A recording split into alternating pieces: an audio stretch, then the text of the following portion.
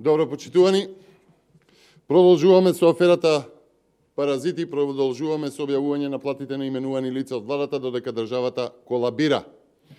Македонската железница е во кома, Македонија е железнички изолирана држава, домашниот сообраќај до Кичево или до Кочани е укинат, а релацијата Скопје-Битола трае по 10 часа ако патниците воопшто ја имаат среќата да стигнат до дестинацијата или пак да го дочекаат возот, ама пак затоа пари мора да се има за директорите. Македонски железници, акционерско друштво во државна собственост, е дел од колачот за делење на менаџерски позиции и за високи директорски плати. Почитувани, Македонски железници има 7 директорски позиции со плати над 70.000 денари без додатоци. Сите 7 се членови на управниот одбор на железници. Одиме со ред.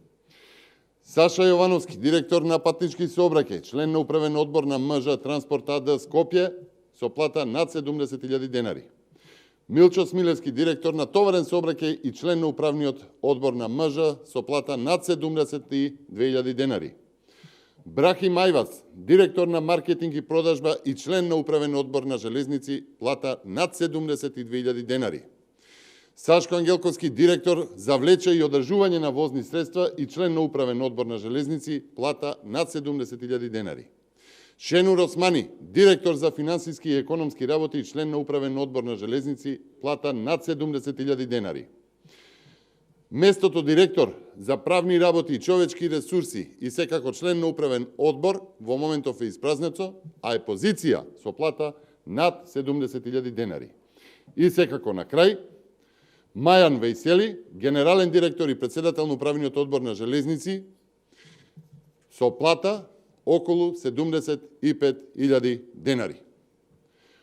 Почитувани, за оваа состојба со парите во рамки на аферата Паразити во акционерското друштво Македонски железници, мора да се напомене дека овие директори ангажирали 5 советници, платени советници со позиција со коефициент 8 по списокот во Македонски железници со плати над 60.000 денари.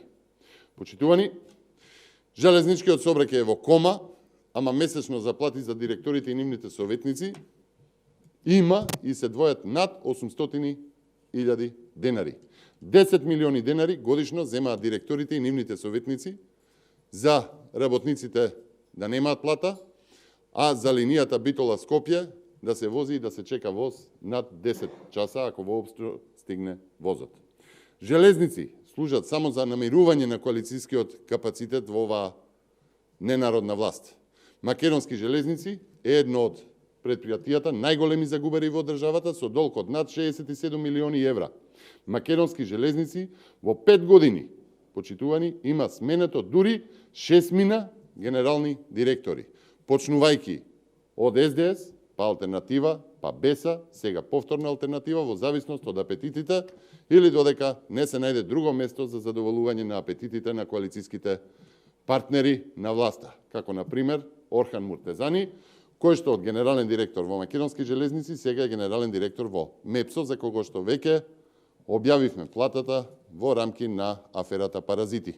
Почитувани, од буџетот се двојат огромни пари за директори и паразити, додека државните фирми работат без никаков учинок и нудат се помалку квалитет и функционалност кон народот. Паразитлукот ја изеде државата и доведе до сиромаштија, рецесија и инфлација. Потребни се избори за да се стави крај на паразитлукот на власта. Ви благодарам.